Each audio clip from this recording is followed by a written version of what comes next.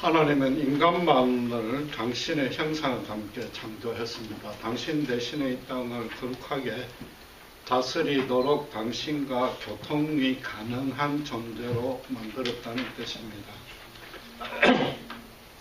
그렇다고 해서 하나님과 직접 대화가 가능한 것이 아니라 하나님이 우리 인생살이에 역사하시는 그분의 흔적, 궤적을 추적하고 분별할 수 있는 영성을 인간에게 부여했다는 뜻입니다. 그 중에 한 가지를 들자면 자신의 죽음에 대해서 인식할 수 있는 유일한 피조물이 인간입니다.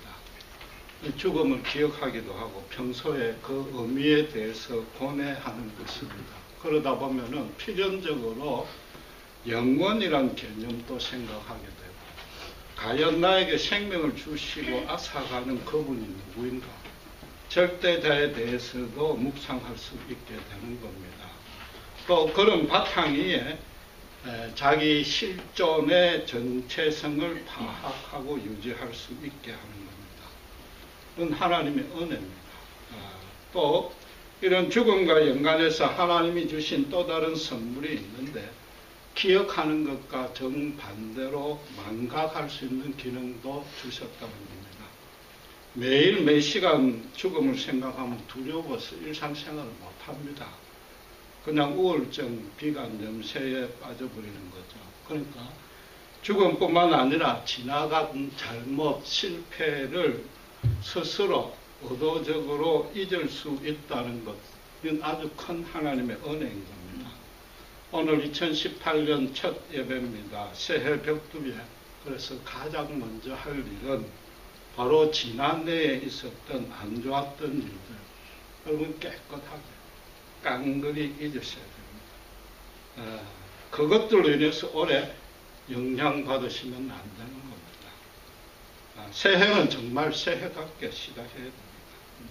오늘 보신 본문은 바울이 인생 말년에 자신의 사역을 해상하고 앞으로의 각오를 밝힌 신앙 고백입니다. 물론 그가 10년에 결심한 건 분명히 아니지만 그 내용이 우리 삶의 중요한 계기, 이런 새해 아침에 적용할 수 있는 의미가 담겨 있습니다. 그런데 기억하실 것은 바울이 힘들었던 일만 잊어버린 게 아니라는 겁니다. 13절에 한 일, 뒤에 있는 모든 일을 잊는다고 했습니다. 그리고 13절에 다시 보면은 아직 잡은 줄로 여기지 아니했다고 했고, 12절에도 얻었다, 이루었다고 생각하지 아니한다고 하니까 이건 사실상 좋은 일입니다. 자기가 이룬 성과입니다. 그걸 잊어버리겠다고 얘기를 하는 겁니다. 우리가 하나님 받은 축복을 자꾸 헤아리고 감사하는 것도 중요하지만 바울의 각오는 전혀 다른 겁니다. 인간은 그 본성적으로 자신을 높이려는 아주 끈질기고도 교묘한 성향이 있기 때문에 지난해의 어떤 성공을 생각하다 보면은 자칫 과도한 자신감에 빠져버립니다. 나태해지고 타성해졌고, 신앙도 무슨 방법론적으로 이래 하니까 저래 되더라, 매뉴얼로 접근하기 쉽습니다. 교만에 빠지고, 교만은 뭐라고요? 성경이 패망의 선봉이라고 합니다. 바울은 매일 매 순간 범사를 주관하시는 하나님의 신실하신 권능과 은총에만 전적으로 또 겸손하게 의존하겠다고 다짐한 겁니다. 여러분, 바울은 알다시피 각처의 교회를 많이 설립했습니다. 십자가 복음의 교리를 체계적으로 정리하신 분입니다. 기독교 역사상 최고의 업적을 올린 사도 중에 사도입니다. 바울 당대에 벌써 수제자 베드로를 야단을 쳤는데 베드로가 찍소리도 못할 정도로 그런 인정을 받았습니다. 그랬던 그가 아직 잡은 것도 아니라고 합니다. 완전한 백지 상태로 새로 시작하겠다고 합니다. 그런 자세로 남은 여생을 살겠다 말이죠. 그것도 지금 로마 지하 감옥에서 처형을 눈앞에 두고 이런 고백을 하는 겁니다. 숨이 넘어가는 마지막 순간까지 하나님 뜻에 순종하고 충성하겠다고 다짐하는 겁니다. 백지 상태라고 해서 하나님이 다 알아서 해주시니까 두 손 두 발 다 놓고 있는 건 아닌 겁니다. 14절에 앞에 있는 표대 부름의 상을 위해서 열심히 달려가겠다고 했습니다. 그 상이 뭡니까? 큰 교회를 세우는 겁니까? 가장 위대한 사도가 되는 겁니까? 아닙니다. 심지어 성경을 제작하는 것도 아니고 10절 11절에 뭐라고요? 부활의 권능에 참여하겠다. 어찌하든지 죽은 자 가운데서 다시 살아나겠다. 바울은 매일 부활의 소망을 붙들고 살았답니다. 역으로 말하면은 매일 죽음을 망각한 것이 아니라 자기 죽는 날을 생각하고 사는 겁니다. 죽음에 대한 기억을 살 리가 있답니다. 바울은 물론 창조주 하나님을 믿고 따르는 유대인입니다. 그러니까 불신자처럼 이 땅이 전부요, 죽음이 다른 사람에게는 몰라도 내한테는 절대 오지 아니할 거라는 착각 속에 살았을 리는 없습니다. 이 땅이 전부라고 믿지 아니했답니다. 거기다가 부활을 믿지 않는 사두개인이 아니라 바리새인 출신이기 때문에 먼 훗날 마지막 심판 때에 부활이 있다는 것을 믿었습니다. 그러나 오늘 본문은 그런 막연한 소망이 아니고 그보다 훨씬 더 진전된 내용인 겁니다. 바울이 어떻게 고백했습니까? 고린도후서 5장 8절에 담대히 원하는 것은 차라리 몸을 떠나서 주와 함께 거하고 싶다. 5장 1절 2절에 이 땅의 장막은 결국 무너질 것이지만은 하나님이 하늘에 영원한 집을 마련해 놓은 걸 알기 때문에 이 땅에 아무리 고난이 많고 탄식 가운데 있을지라도 하늘의 처소를 드딛기를 간절히 사모한다고 했습니다. 쉽게 말하면 어서 빨리 죽기를 원한다. 그러나 아직 할 일이 남았다. 이 얘기입니다. 예수님께서 십자가에 비참하게 죽으신 까닭이 수도 없이 많지만은 그 중에 부활과 연관하면 이런 뜻도 분명히 있는 겁니다. 예수님은 갈래대로 그 패션 오브 크라이스트에 봤듯이 40에 한한 감함매를 맞았습니다. 완전히 그때 이미 완전 탈진해가지고 처형대에 들고 가는 나무 틀을 구레네 시몬이 대신 져야 했습니다. 십자가에서 창으로 허리에 찔리고 피를 쏟으며 워낙 고통이 극심해서 평소 다른 사람보다 빨리 운명하셨습니다. 그런 참하고도 안전한 죽음을 입었단 말이에요. 만약에 육신이 멀쩡한 상태에서 심장마비로 죽었다든지 그랬다면은 예수님의 육신적 부활이 제자들에게 뚜렷하게 실감나지 아니했을 것이다. 그 부활이, 육신적 부활이 그렇게 간격이 크지 아니했을 거란 말이에요. 도무지 살 수 없는 저런 상태에서 저렇게 든든하게 사셨구나. 그 부활이 얼마나 실감나게 다가왔겠는지. 그 부활 후에도 어떻게 하셨어요? 갈릴리 바닷가에서 고기를 구워 드셨답니다. 인간이 영혼뿐만 아니라 육체적으로 완전케 된 존재로 부활할 수 있다. 부활의 생명을 생생하게 보여주셨답니다.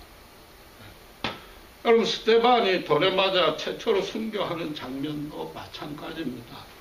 스데반의 얼굴에 온유한 빛이 흘렀고 하늘의 영광의 빛이 대신 비쳤습니다.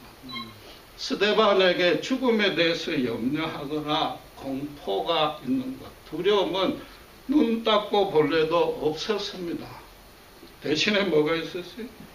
어느 누구에게서도 이때까지 한 번도 볼 수 없었던 참 기쁨, 참 평강, 참 자유로움이 넘쳤단 말이에요. 그 현장에 있던 모든 목격자가 스데반에게 이미 마련해 놓은 그 하늘의 장막의 아름다움을 그 있는 현장에 있는 사람들이, 예수 믿는 자들이 간접적으로 체험케 했단 말이에요. 그 자리에 누가 있었어요? 예수의 대적이요 핍박자인 바울이 있었어요. 바울로서는 그건 도무지 이해가 안 돼요. 이해가 안 되지만 그건 너무나 충격적으로 다가오는 거죠. 그러다가 다메섹 도상에서 부활하신 예수님을 하늘로부터 광채와 소리로 1대1로 대면하게 됩니다. 그리고 3일간 봉사가 됩니다. 틀림없이 바울은 기록은 없지만 금식하며 죽기 살기로 시력을 회복해 달라고 누구에게? 여호와께 간절히 기도했었던 겁니다. 그리고 그때까지 예수 믿는 자를 핍박했던 잘못을 철저히 해결했을 겁니다. 그러나 3일이 지나도록 강감무소식입니다. 예수님의 이름으로 기도를 안 했습니다. 그 3일이 그에게는 100년보다 더 길게 여겨졌을 것이고, 그는 완전히 자기 영혼이 음부에 잠겨서 죽음을 체험한 겁니다. 3일만 죽을 겁니다. 그때 어떻게? 전혀 생명부지에 아나니아, 예수의 제자들도 아니고 아주 평범한 신자가 성령의 인도로 찾아왔습니다. 그리고 예수님의 이름으로 기도하고 안수했더니 그 눈에 비늘 같은 것이 벗겨지고 다시 보게 된 겁니다. 예수님의 이름. 예수님이 그를 죽음에서 생명으로, 죄에서 의로, 흑암에서 강명으로 옮기신 겁니다. 바울은 자신이 스스로 고백했듯이 내 사람이 죽고 새로운 피조물로 부활한 것입니다. 여러분, 바울을 비롯해서 초대교회 신자들은 부활이 먼 훗날에 막연한 소망이 아니었습니다. 부활을 이미 목격했어요. 진리요 사실이었단 말이에요. 여러분, 지난해 마지막에 설교한 거 기억하실지 모르지만 부활은 하나님의 확정된 미래였지만 그때까지 예수님이 이 땅에 오셨어요. 천국이, 하나님의 나라가 이 땅에 강력하게 침노하셨어요. 예수님이 어떻게? 부활의 첫 열매가 되었다. 부활은 이미 그들에게 실현된 과거가 되었단 말이에요.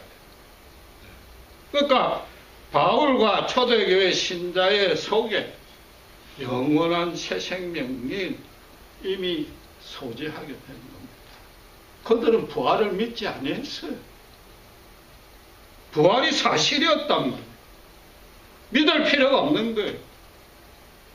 부활된 생명체로 그들은 살아갔단 말이에요. 요한복음 17장 3절에 영생은 예수 그리스도를 아는 것이라고 했습니다. 이 엄청난 진술입니다. 의미가 그 대단한 겁니다. 예수 그리스도를 알면 영생을 알고 영생을 믿고 영생에 대한 소망을 갖게 될 것이라고 말하지 아니했단 말이에요. 예수 그리스도를 아는 것 자체가 영생이라고 그랬단 말이에요. 그게 부활이라고 그랬단 말이에요. 오늘날 신자가 뭐예요? 여러분, 예수 그리스도를 알지 않느냐? 여러분 안에 부활 생명이 있단 말이에요. 부활체로 살고 있어야 된다. 여러분, 예수를 믿는다는 게 얼마나 엄청난 권능인지 모릅니다. 얼마나 큰 은혜인지 모릅니다. 실제로 저 이전처럼 몇 년간은 기도하고 간을 빼줄 것처럼 매일 찾아가서 섬겨도 예수 안 믿습니다. 그들이 예수가 성자요, 기독교 창시자요, 역사상 최고로 선한 자인데 억울하게 최고로 억울한 죽음을 죽었다는 것도 압니다. 심지어 우리 죄 대신에 죽었다는 교리까지도 수긍을 하는데 마지막으로 하나는 딱 안 합니다. 그분의 이름을 부르지 않습니다. 예수까지만 인정하고 예수가 그리스도라는 걸 인정하지 않는다. 반면에 우리는 어떠한가? 지금 우리는 어떠한가? 우리가 우리를 볼 때 너무 초라합니다. 죄에 찌들어 있고 욕심이 많고 스데반과 바울처럼 초자연적인 체험도 없습니다. 그러나 뭐예요? 예수님의 이름만 들어도 눈물이 납니다. 가슴이 먹먹해집니다. 예수님의 이름으로 함께 기도할 때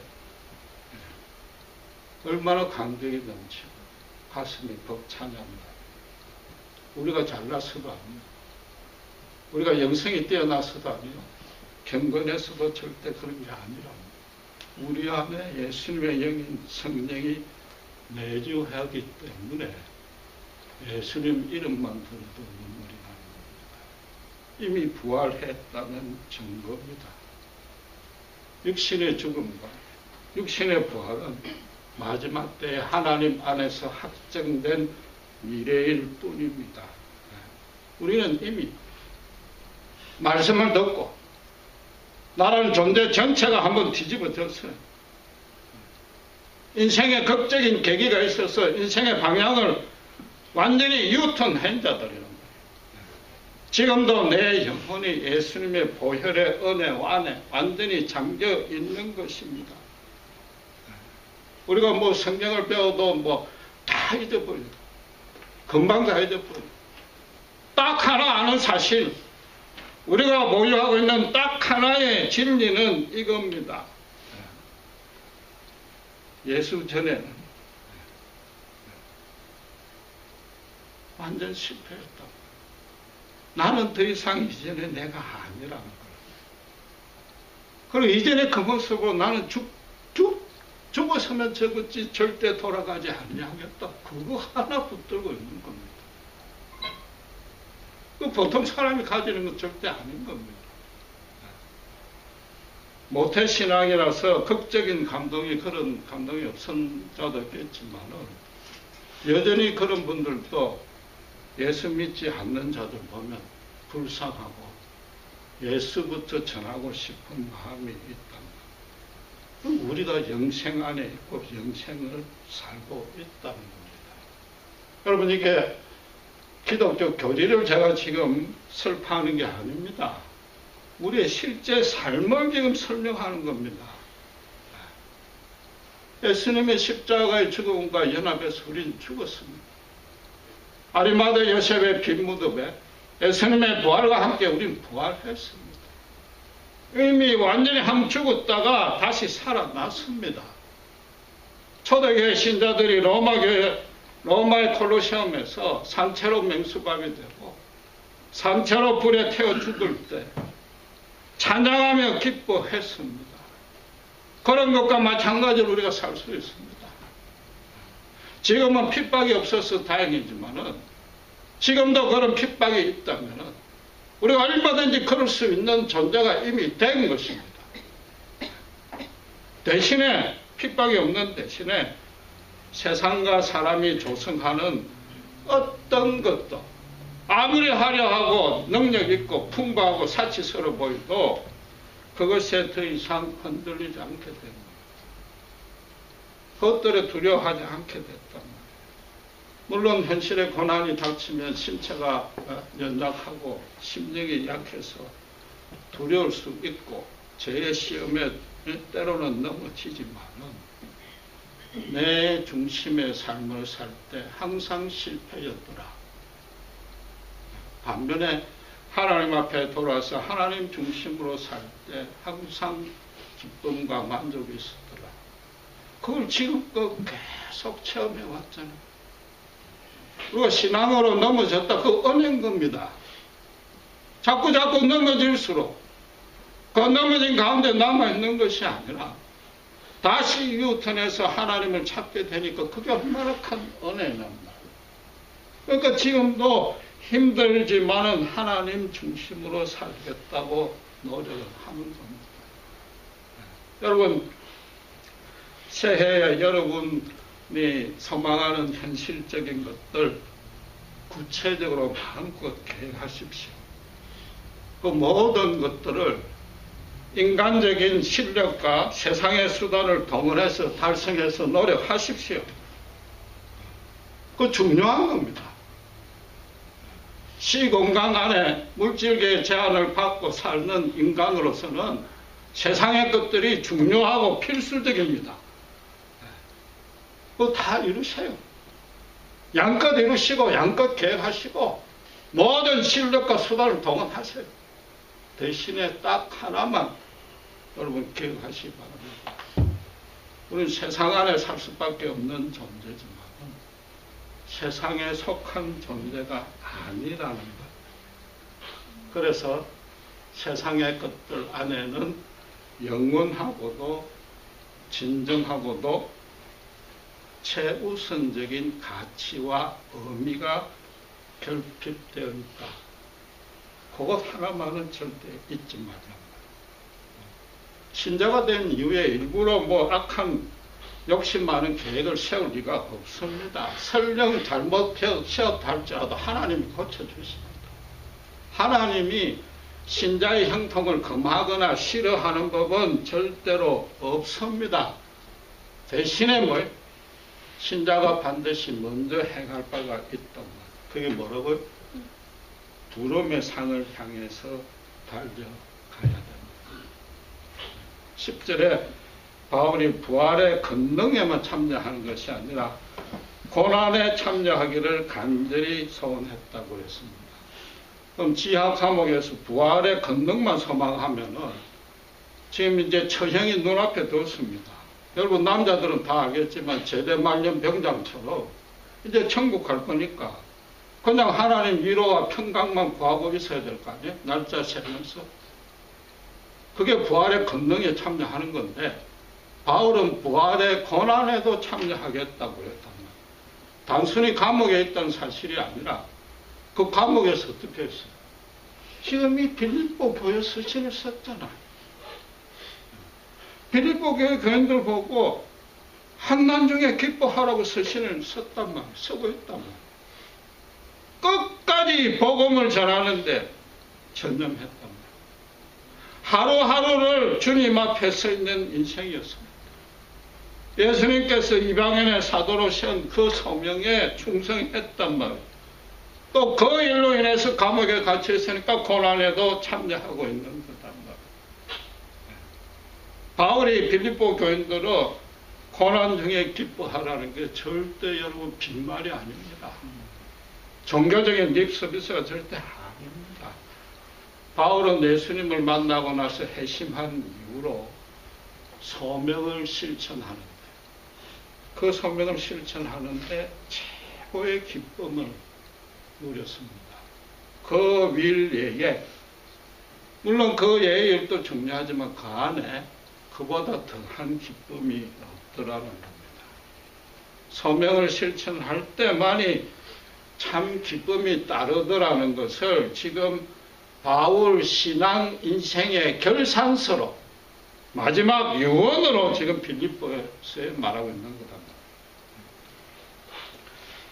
바울은 매일매일 매 순간을 자신의 죽음에 대해서 고뇌했습니다.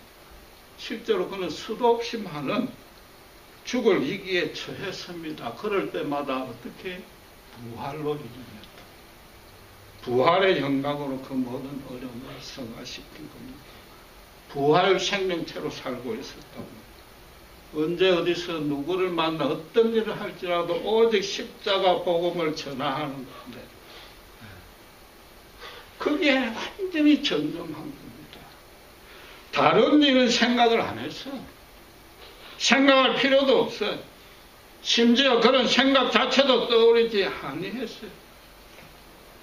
다들 전도사, 선교사 되라는 뜻이 아니라 십자가 복음의 은혜, 권능 외에는 자기 삶에 영향을 받는 게 단 하나도 없었다 이 말인 겁니다. 오직 그 일에 충성하니까 16절에 뭐라고요? 우리가 어디까지 이르렀든지 간에 그대로 행하라. 그날이 똑같더라. 한마디로 말하면은 바울의 경우에는 그 본인도 서신서에 밝혔지만 새해 결심 같은 것은 구태여 안 했다는 뜻입니다. 매일 소명자로 살고 있는데 뭘 또 따로 결심합니까? 역으로 말하면 신자가 반드시 새해에 결심해야 될 것도 바로 그거단 말이에요. 새해 계획을 세우지 않는 거예요, 오히려. 내가 과연 매일 소명을 실천하고 있는가? 그걸 점검을 해보세요. 올해만큼은 정말 매일 실천한 소명을 만들겠다. 실천하겠다. 그것이어야 됩니다. 여러분들도 눈앞에 할 일이 태산같이 쌓여서 참신의 하루 종일 일을 처리할 때가 가끔 있지 않습니까? 그때 다른 생각 전혀 안 납니다. 잡생각도 안 나고 심지어 스트레스도 훨씬 덜 받습니다. 마찬가지로 작년에 있었던 나쁜 일이든 좋은 일이든 기억도 하지 아니하고 그의 영향을 받지 않을 수 있는 유일한 길은 매일매일 소명대로 삽니다. 매일을 새롭게 하고 새해를 새해답게 만들 수 있는 유일한 방안이 그거단 말이에요. 지금까지 여러분이 세운 계획들 매번 실패하고 그 다음에 또 수정했잖아요. 그게 새해 계획이 아니에요, 신자가. 새해 계획을 차라리 안 세우는 거예요. 우리가 정말로 매일을 새롭게 살 수 있는 유일한 방안은 그겁니다. 나에 대한 구체적인 소명을 확정하고 그걸 매일 실천하는 겁니다. 그럼 저절로 내 전 인생과 전 존재와 전 삶을 그 소명에 걸 수 있게 되는 거랍니다. 그런데도 아직도 내 소명을 모르겠다. 이 참 곤란한 내용입니다. 교회가 뭐 잘못 가르친 거 아니에요? 여러분 자꾸 종교적으로 도덕적으로 거룩한 어떤 업적, 목표 제발 세우지 마세요. 그런 거 하지 마세요. 저를 비롯해서 뭐죠? 여러분은 모르겠지만 저부터도 그렇게 경건하고 신령하고 특별히 믿음이 좋지 않습니다. 하늘에 나의 장막은 이미 보장이 되어 있습니다. 그러니까 어떻게 이 땅의 장막을 정말로 아름답고 진실하고 선하게 여기서 꾸며 나가야 됩니다. 더 쉽게 말하면은 세계 최고의 아버지, 세계 최고의 엄마, 세계 최고의 남편, 아내, 성도, 직장인, 그거 하나면 충분한 겁니다. 그게 소명입니다. 우리 삶이 남편이요, 아내요, 직장인인데 그걸 떠나서 뭘 또 따로 믿음 생활을 한단 말이에요. 더 정확하게 말하면은 세계 최고가 아니고 세계에서 하나뿐인 다른 사람과는 전혀 다른 상대에게 가장 합당한 아버지요, 어머니요, 남편이요, 아내요, 직장인이요, 성도로 살겠다. 그게 소명입니다. 예수님처럼 예수님이 만나는 사람은 모든 사람 한 사람을 세상에서 그 사람 딱 한 사람 유일하게 있는 양으로 그 사람을 사랑하고 대우해 줬습니다. 마찬가지로 어떤 상대라도 그 상대에게 내가 없어서는 절대로 안 되는 사람이 되는 것. 그게 소명입니다. 나로 인해서 그 상대에게도 부활 생명이 마음껏 살아날 수 있게끔 하셔야 되는 겁니다. 물론 때때로 다툼이 있지요.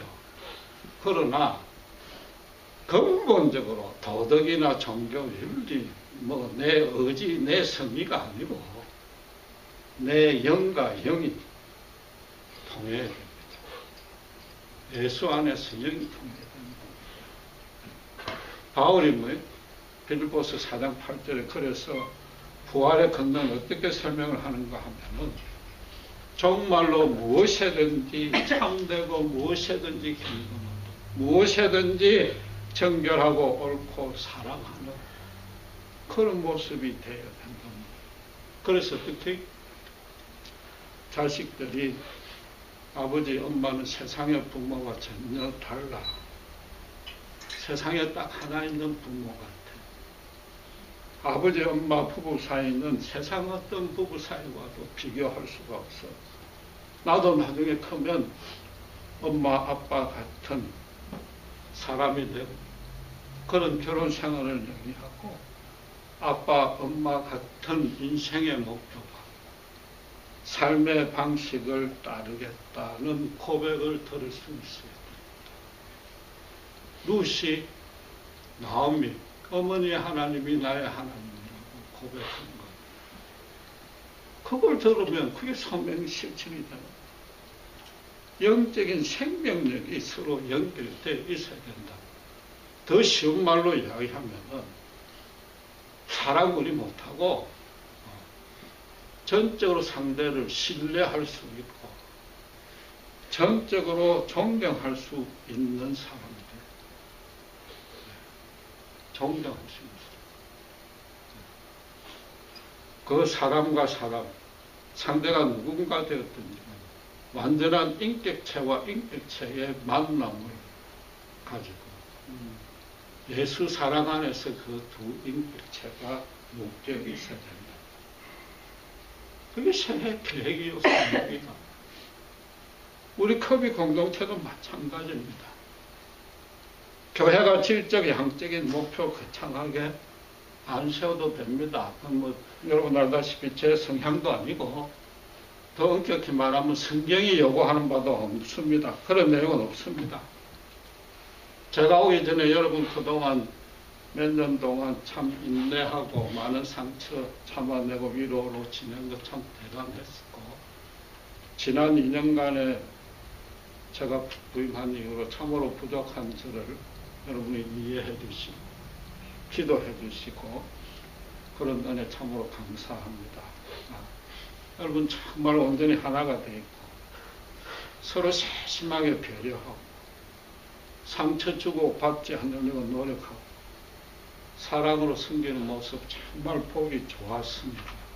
너무 감사했는데 그런데 솔직히 이야기하면 그런 모습은 이제 지난 2년이면 충분했단 말이에요. 우리만 좋으면 그거는 신자에 불과합니다. 소명자의 삶, 소명자의 공동체로 살아야 된다. 그 모임으로 바뀌어야 된다. 그게 바울이 말하는 것이요. 성경이 말하는 새해에 결단할 내용이다. 그 컵이 모임에 갔더니 참 재미있고 단결있고 잡음이 없고 신나더라. 물론 아주 귀하지요. 그러나 그 정도는 세상 집단도 가능한 일이다. 그 모임에 갔더니 머리에 뭔가 팡 치더라. 가슴이 먹먹해지더라. 뭔지 모르지만 그 안에 갔더니 세상과 다른 뭔가가 있더라. 그들이 눈물 놓기도 할 때 생판 에서의 이름도 모르는 나도 저절로 눈물이 나오고 하늘에서 위로가 채워지더라. 말씀이 살아 역사하는 것들이 그들의 삶을 보니까 직접 눈으로 확인되더라. 자기들이 더 힘든데도 힘에 지나치도록 나를 도와주더라.